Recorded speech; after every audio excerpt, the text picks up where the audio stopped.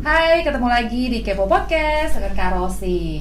Nah, hari ini saya kedatangan bintang tamu saya nih, namanya Daryl. Oke, nanti kita kenal-kenalan dulu dan dia akan menceritakan kisahnya bagaimana dia bisa sembuh dari kanker. Kanker apa dan bagaimana, nanti kita tanya-tanya ya. Yuk, cus, langsung kita tanya orangnya.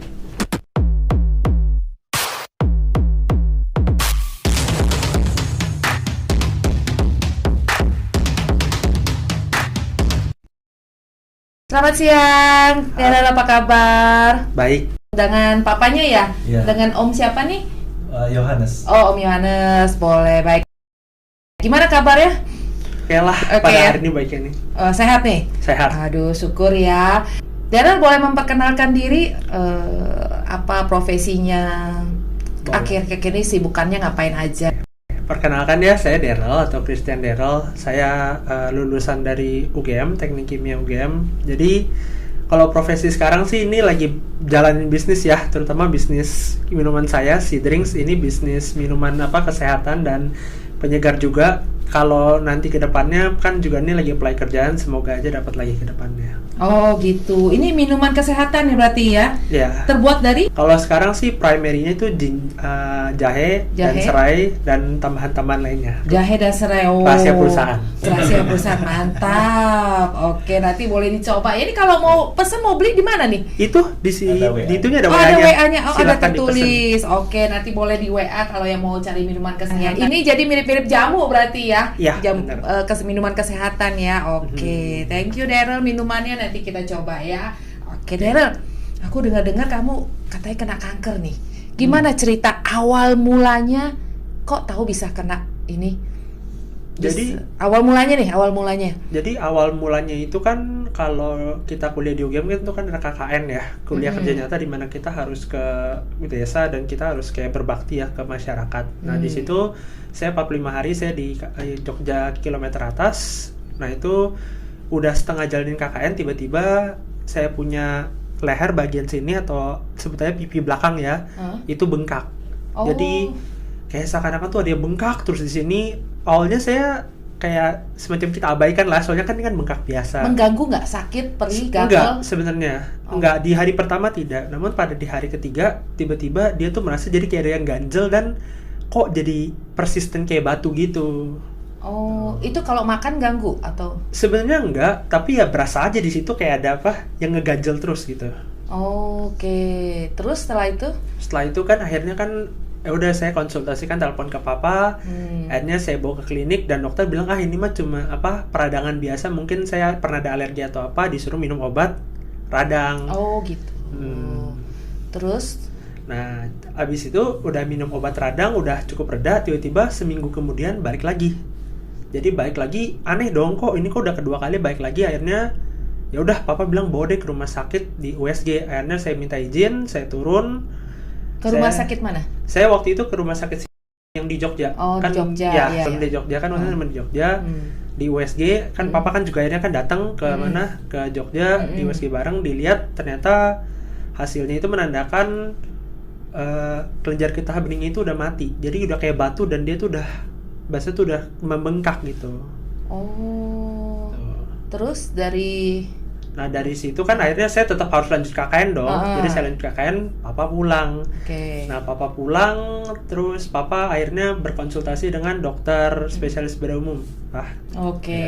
Gimana hasil konsultasinya? Ya, jadi dari awal pemeriksaan di Jogja, saya konsulkan ke dokter bedah umum dulu.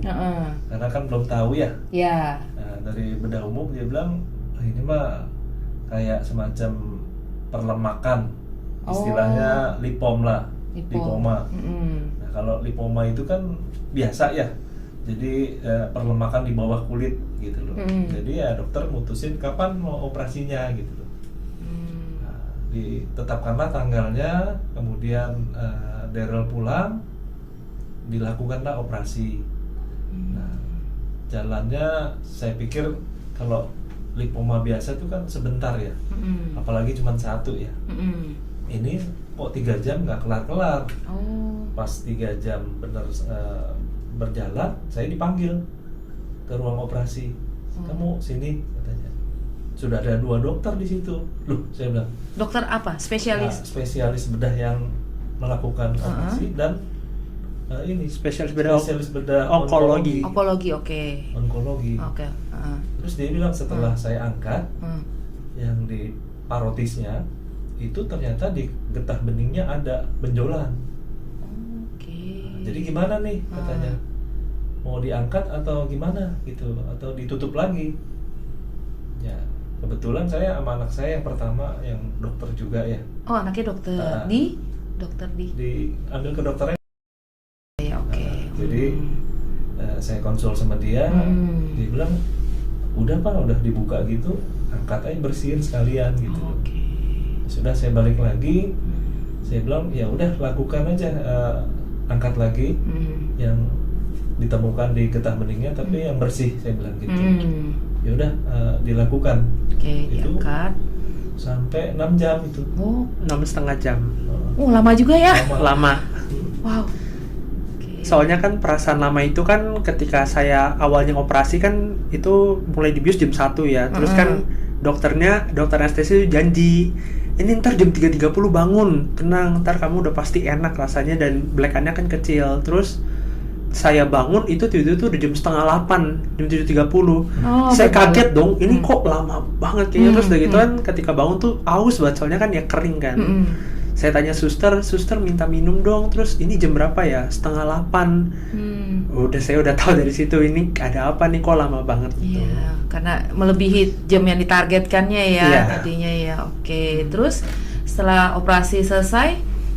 Setelah operasi selesai kan masih ada selang sini ya untuk ngeluarin darah kotornya. Nah, habis itu prosesnya di biopsi, hasil itu temuannya itu di biopsi.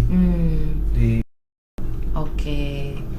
Ketika di itu hasilnya itu menyebutkan tumor jinak doang. Tumor jinak. Tapi saya ragu. Apa yang membuat ragu? Nah, karena saya pengen second opinion lah, saya bilang gitu. Okay. Saya tanya sama dokternya, boleh nggak saya bawa ini slice-nya ini untuk saya cari second opinion, saya bilang gitu. Untuk apa? Saya pengen tahu gitu. Saya bawalah ke saat itu. Mungkin di sana slice-nya yang diambil tuh berbeda sama yang justru ketemu ini adalah CA jenis non-Hodgkin. Saya cari itu apa sih istilahnya ya? Ternyata yang ganas ini. Gitu. Lymphoma non-Hodgkin. Penyebabnya karena apa? Tahu nggak? Penyebabnya sendiri banyak. Jadi nggak bisa ditentuin ya. Ketika saya tanya dokter, terutama kan kita kan ketemu dia bilang ini penyebabnya bukan hanya satu, bisa aja karena hidupnya nggak sehat, sering begadang, terus bisa juga karena stres, bisa juga karena makanan yang kurang sehat dan lain-lainnya, banyak sekali. Bisa juga kan genetik, soalnya kan kalau orang tua udah punya tumor, bisa memang anaknya membawa genetik tumor itu gitu. Oke. Oh, berarti kan ini ya hasilnya ya bahwa ada kanker ganas ya jadinya ya. Terus setelah mengeluarkan itu apa yang Bapak Om lakukan? Ya, tapi kan dia tanya apa yang udah dilakukan. Saya bilang sudah diangkat, saya bilang gitu. Oke. Ya kalau udah diangkat sih harusnya ini ya. Harusnya udah bersih. Harusnya udah bersih, tapi harusnya ada tindakan lagi setelah itu supaya kan di sekitar situ mungkin masih ada yang tersisa ya. Nggak bisa 100% bersih ya. Harusnya sih di kemo katanya gitu. Oh, harus di kemo. Harusnya di kemo. Nah, di konsullah ke dokter kemo gitu. Nah, dokter kemo itu kebetulan yang ditunjuk waktu itu nggak ada, artinya nggak datang. Dialihkan ke dokter lain namanya. Sampailah. Biasanya dia yang menentukan dosisnya untuk kemo. Setelah dia lihat gitu, dia ragu justru. Ini abu-abu katanya. Saya justru ditunda aja dulu kemonya gitu loh. Kita lihat 6 bulan pertama nanti gimana. Apakah dia berkembang ke arah yang buruk atau sebaliknya. Disitulah nanti kita akan putusin katanya. Ya sudah. 6 bulan itu kan waktu yang cukup lama ya. Betul. ngeri-ngeri sedap lah. Gitu. Iya, kalau dia tumbuh udah telat ya kita Iya. pengobatan juga ya. Kalau Iya. bisa cegah, sekarang dulu ya dicegah ya. Betul. Oke. Oh jadi dari itu dokter suruh tunggu 6 bulan, terus Om nggak nunggu nih? Apa yang Om lakukan? Ya sambil saya nyari-nyari nih apa yang bisa saya Alternatif lakukan. lain. Alternatif lain Nah, ya. Nah, kebetulan adik ipar saya tuh temenan sama Daniel. Oke. Gitu. Nah, di grup chat itu Heeh. Daniel waktu itu ada mengenalkan metode TE. Oke. Saya bilang apa sih TE? Saya baca dulu ya, saya lihat. Oh, saya pengen tahu lebih jauh lah. Saya bilang gitu. Cari tahu dulu nih ya. Cari tahu dulu nih. Heeh. Yaudah, kamu kontak aja. Akhirnya saya janjian sama Daniel tuh. Janjian di tempat Di suatu tempat suatu ya. tempat lah gitu ya. Kapan janjian dengan Bapak Daniel nih? Kalau saya seingat saya tuh 2019. 2019 janjian. Jadi sekitar mau akhir tahun lah ya. Oke. Jadi ketemu, saya bawa semuanya, dokumennya, termasuk foto-fotonya. Ketika di operasi itu, saya tunjukin ini hasilnya dari gitu, rumah sakit ya. dari rumah sakitnya, gitu. Terus setelah dilihat sama Pak Daniel apa yang? Ya, opsinya dua, kamu mau ngambil yang kemo atau mau pakai alat saya. Oh, karena nggak bisa berbarengan ya? Nggak bisa. Oke. Nah, di situ Daniel bilang, "You pilih. You kalau pilih alat saya, you nggak boleh kemo." Ya. Bimbang tuh di situ saya. Ragu-ragu ya. Saya bawa juga Daryl di situ. Oke. Tuh, saya pulang, nih gimana ya, saya bilang gitu. Timbang-timbang dulu ya. Timbang-timbang. Ya, cuman anak saya bilang kalau kemo itu tidak memilih sel kanker atau sel bagus, semua mati ketika di kemo. Oke. Tuh, saya baca emang bener sih nggak pilih-pilih ya. Wah, ngeri juga, saya bilang nanti yang sel yang baik pun juga ikut mati gitu kan. Nah, setelah kenal Daniel dan tahu cara kerjanya, ya saya bilang udahlah kita putusin, nggak usah kemo, pakai alat itu aja. Coba dulu di tempatnya Daniel ya. Gitu, ya. Daryl mencoba saat itu. Oke, berarti setelah dokter operasi, setelah diangkat, dibersihkan, ada keluhannya nggak setelah itu? Keluhannya banyak ya. Kalau dari saya sendiri yang ngalamin, soalnya kan yang pertama kan itu kan dipasang selang, dan selang itu kan dipasangnya kan masuk ke dalam sini. Jadi itu beberapa hari di rumah sakit ya, bawa selang itu tiap kali selangnya ketarik tuh langsung kayak berasa sakit, tek. Jadi tuh kayak ada yang kayak nusuk-nusuk gitu di sini. Selangnya masuk ke dalam? Memang kan selangnya kan itu kan jadi bekas operasi yang itu kan dia kan belum nutup sempurna. Jadi dimasukin selang dulu dikit biar darah kotornya keluar terus. Jadi beneran tiap hari tuh kayak ada kantong darah. Ya, kayak ada kantong darah gitu. Ntar dikeluarin terus kayak di vakum lagi. Jadi kayak di vakum gitu, darahnya dikeluarin terus biar sampai kering, kan gunanya kan buat nutup. Oh, gitu. Boleh kasih lihat nggak ke penonton seperti apa? Coba balik. Jadi sedikit. ini ya, Mbak. Coba diangkat sebentar. Nah, oke, nanti kita zoom ya.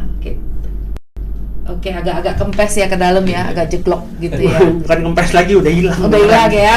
Oke. Terus kan udah gitu kan, kalau ditanya permasalahan berikutnya adalah kan setelah operasi saya kan cuma punya tenggang 1 minggu, jadi saya harus balik kuliah lagi langsung. Nah itu beratnya adalah kan setelah operasi kan harusnya kan saya istirahat 3 minggu lebih, 3 minggu sampai sebulan. Namun setelah operasi udah 1,5 minggu, akhirnya saya putusin ya udah saya balik kuliah deh. Jadi beneran tuh ketika kuliah itu masih kayak ada perban gede-gede di sini, datang ke kuliah, dan itu berat sih. Kenapa? Karena kan tiap hari kan kita mesti mastiin bahwa ini bersih, nggak boleh kena air, nggak boleh kena apa. Saat masa kuliah kan juga walaupun ada mama nemenin kan juga tiap hari itu harus terapi. Jadi beneran sama 3 bulan ya saya tiap hari itu bolak-balik rumah sakit, kuliah rumah sakit gitu terus. Terapi untuk? Fisioterapi. Oh, fisioterapi. Ya, jadi kan karena itu diangkat, jadi kan sarafnya kan kena. Ya ini waktu dulu saya tuh sempat menceng. Jadi ini benar turun. Gitu.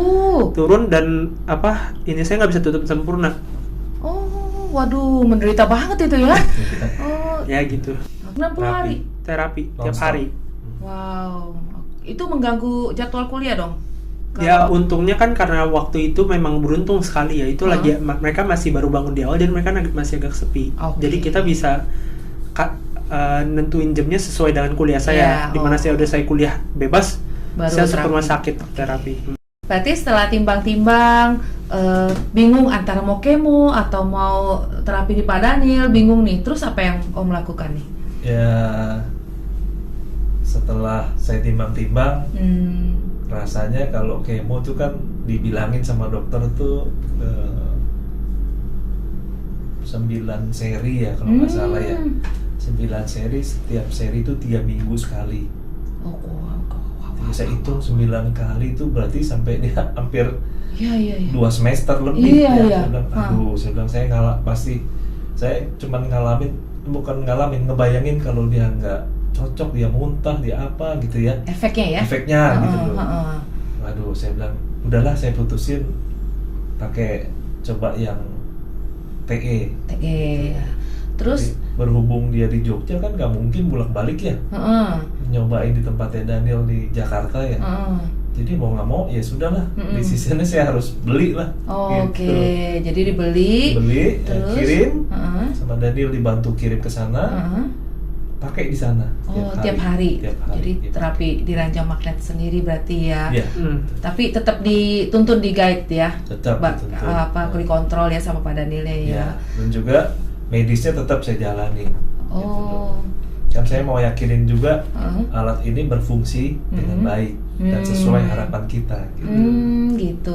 Jadi dari si tante, Om setuju tante untuk ranjang magnet? Kalau si tante mah prinsipnya ikut saya aja lah, ikut papa, dan berserah lah. Apa yang terjadi ya sudah, memang itu mungkin rencana Tuhan gitu. Baik. Oke, jadi kan tadi kan papa kan sempat ngomong tuh kayak gimana. Nah, jadi kan setelah operasi itu kan balik ke Jogja pakai TE, papa kan butuh bukti ya bahwa TE itu berfungsi atau enggak. Jadi kan memang dokter minta tiap bulan itu saya ngambil darah. Nah, itu saya lakuin, jadi tiap bulan ambil darah terus. Cuma kan karena kanker ini susah dideteksi, kankernya kan cuma bisa dideteksi kan dengan satu ya, PET scan namanya. Nah, PET scan ini kan juga biayanya besar dan ribet, jadi dokter bilang udah kita lihat yang darah yang lebih gampang dilihat. Terus tiap bulan saya harus konsultasi juga ke dokternya, dan memang benar menggunakan alat TE-nya Om Daniel itu dari bulan pertama hingga bulan ke-12 saya cek darah, memang hasilnya selalu baik dan memuaskan untuk dokternya. Jadi ya pada akhirnya yaudahlah ini benar gitu. Jadi rumah sakit juga keluarin hasil lab ya, ada buktinya ya. Jadi prosesnya dilihat, perkembangannya juga bagus berarti ya. Om berarti bawa Daryl ke dokter yang di Jogja. Nah, boleh tahu nggak tuh Om ceritanya gimana Om? Nah, jadi setelah dari itu kan rencananya mau dilakukan tes. Tesnya itu namanya PET scan. Nah, PET scan itu cuma ada kalau di Jakartanya di 2 rumah sakit, di Siloam dan Darmais. Cuman saya nggak tahu kalau di Jogja kemungkinan ada gitu loh. Jadi dokternya nulis surat ke dokter untuk di Jogja untuk lakukan di sana awalnya gitu. Jadi Daryl yang sama mamanya nih yang nemuin dokter rujukan di sana. Gitu. Nah, mungkin di sananya itu Daryl yang bisa menceritakannya. Ya silakan, gimana Daryl ceritain? Jadi kan setelah kita balik ke Jogja itu kan sama mama, terus kan kita disuruh tanyakan padanya kalau misalkan disuruh kemoterapi itu gimana dan apa penanganan dan apa persiapan yang harus dilakukan Daryl gitu. Nah, jadi kita datang ke salah satu rujukan dokter. Pertama kita datang dulu. Itu kita udah berusaha untuk ketemu penyakit dalamnya, namun ternyata dia tuh hanya menerima rujukan. Jadi pada akhirnya nggak bisa nerobos gitu, nggak bisa. Ditolak lah intinya ya. Ditolak. Akhirnya kita disuruh ketemu temanannya dia di. Kita ketemu, dokter itu melihat kan scan kita, langsung dokter bilang, wah ini mah udah salah. Harusnya kamu tuh scan dulu baru operasi. Udah ini harus langsung kemo. Udah dari situ kan langsung. Kalau saya sih udahlah terserah deh, mama udah bimbang langsung mama kontak papa udah. Panik ya mama udah panik. Mama udah panik namanya. Daryl bisa ceritakan nggak PET scan awal sama PET scan setelah kamu sembuh? Oke. Jadi aku jelasin dari awal ya, dari awal lagi. Jadi kan setelah operasi itu kan dokter ini kan minta kita tuh PET scan. PET scan ini kan merupakan bahasanya tuh kita dicek seluruh tubuh, namun dia tuh menggunakan radiasi. Jadi aku boleh jelasin progresnya juga. Boleh, silakan. Jadi awalnya tuh aku masuk, aku dicek semuanya, lalu kita tuh disuntik kayak suatu gula, tapi gulanya itu ada radiasinya. Gitu. Nah, gula itu ada radiasinya, disuntik, dan aku harus nunggu 1 jam biar gulanya itu diproses seluruh tubuh. Nah, ntar ketika masuk ke alatnya, radiasi itu akan memancar gitu. Nah, yang pertama kan setelah di PET scan itu ternyata ada kesalahan. Memang ada kesalahan. Jadi setelah dioperasi pasti tentu aja ini panas dong. Jadi kayak ada heat map-nya gitu. Jadi di sini panas banget. Jadi dokter tuh nggak bisa lihat apa-apa. Karena kan bekas operasi kan masih dia biasanya radang ya, bengkak gitu. Namun dokter sih bilangnya ini harusnya udah bersih. Udah. Akhirnya kan udah lewat setahun, tahun kedua. Nah, saya kan sebenarnya kan PET scan kan ada 3. Seingat saya ada 2 atau 3 tempat rumah sakit yang bisa. Namun kan karena ya udah lagi, dan di tahun 1 tahun setelah saya operasi itu di PET scan lagi, dan dokter bilang wah bersih sekali itu. Jadi pada akhirnya udahlah jangan di kemo. Untungnya kebetulan keputusan papa untuk tinggal kemo dan beli TE itu berbuah baik. Waduh, syukur ya, berarti sekarang udah nggak ada rasa sakit atau apa? Udah normal sih, namun kan di mana ada operasi besar-besaran dan diambil itu kan pasti kan ada efek sampingnya ya. Jadi efek samping yang terutama kelihatan itu adalah tuh mulut saya ini kadang tuh masih ada kayak lubangnya dikit, jadi belum bisa nutup sempurna banget gitu. Oh, di bagian dalamnya? Bukan, jadi kalau ini kan bisa kelihatan nih kan ada montong dikit nih. Kecil, nggak kelihatan. Terus kan juga kelopak mata saya kan jadi agak bengkak dikit, ini juga karena bekas operasi. Bekas operasi. Om, saya mau tanya Om, kan salah satu anak Om ini dokter ya. Waktu Om diskusikan dengan seorang dokter antara kemo dan pakai terapi magnet, ranjang magnet ini, anak Om bilang apa nih? Pendapat anak Om yang seorang dokter? Nah, jadi gini, saya paham lah kalau seorang dokter tuh kan mindednya ke medis ya, yang bisa diterima secara medis. Sedangkan alat ini kan non medis ya. Jadi kalau dia sih untuk kemo dia berat, artinya kalau bisa dihindari hindari. Kalau penggunaan alat monggo silahkan aja, tapi secara medis saya nggak tahu lah gitu. Prinsipnya silahkan papa mau coba aja, tapi khasiatnya saya nggak bisa ngomong apa-apa karena gitu. Belum terbukti secara medis gitu. Ya saya paham lah, seorang dokter pasti kan semuanya yang berhubungan medis yang dia mau terima gitu loh. Yang tidak ya sulit untuk diterima secara akal. Tapi anak Om sendiri tidak menyarankan untuk kemo berarti ya? Iya. Kalau menurut dia efeknya banyak negatifnya ketimbang positifnya gitu.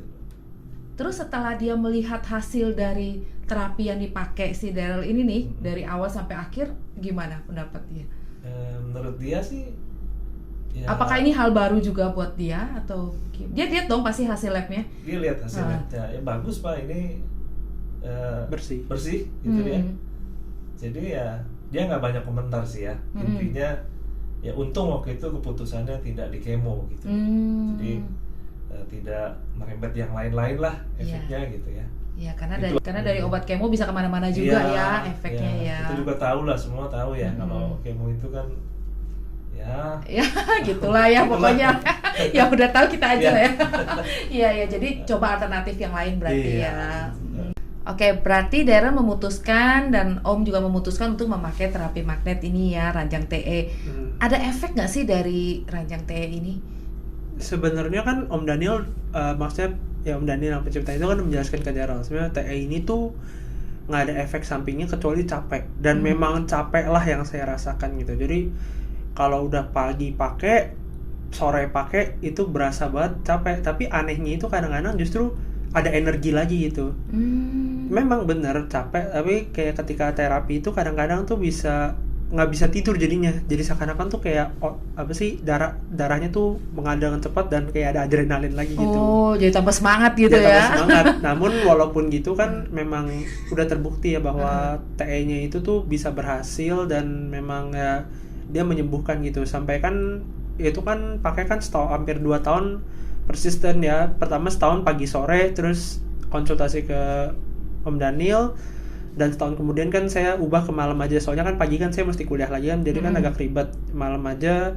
Dan PET scan yang terakhir yang ketiga itu akhirnya bersih total dan ya udah.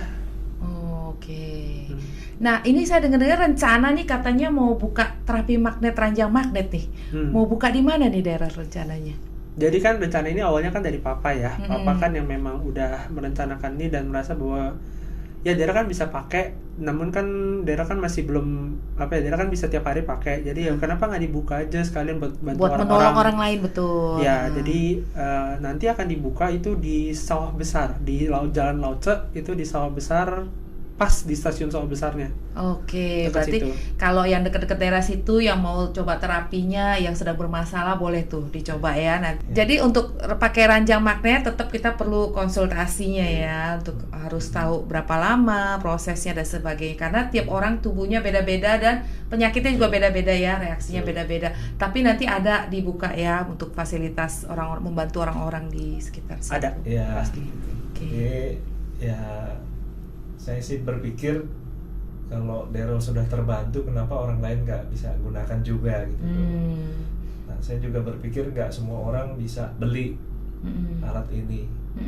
Mungkin buat mereka kalau bisa minjem atau sewa, ya sewa lah gitu. Ya. Tapi tentunya untuk sewa ini saya nggak bisa sembarangan terima. Betul. Apa yang nanti di guide sama Daniel itu yang saya lakukan. Pokoknya prinsipnya yang datang ke saya itu sudah melalui screening Daniel. Oke. Jadi apa yang harus dilakukan itu sesuai dengan arahannya dari sesuai prosedurnya penciptanya lah. sesuai prosedur dari atas. Prosedurnya kan nggak bisa sembarangan. Iya, gitu. betul. Yang buat tetap remaja gitu ya.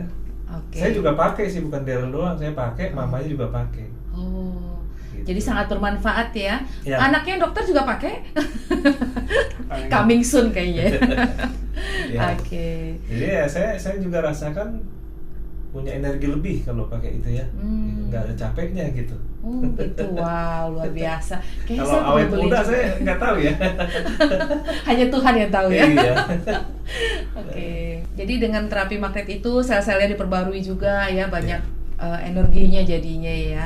Oke, karena kita udah ngobrol lama, kita mau minum dulu nih, ada si drinks. Oke, kita cobain ya kayak gimana sih rasanya. Nih katanya minuman kesehatan. Ini setelah sembuh harus minum terus ini nih biar sehat.